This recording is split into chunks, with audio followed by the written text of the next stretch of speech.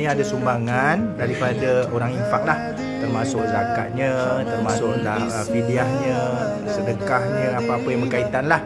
So jumlahnya ada RM7,000 ya, nanti minta Ijaz sampaikan. Tapi yang dalam masa yang Abang ni bagi hari ni sekitar 4,700, 2,300 lagi nanti Abang Din akan masuk dalam akaun lah. Nak layan dia. Ya, Nanti semua ni Abang Din dah sampaikan amanah orang ya.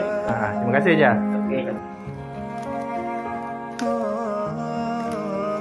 على الصديق عن الدار في صحبة خير الأبرار رحلة هادينا حمل الإسلام لنا دين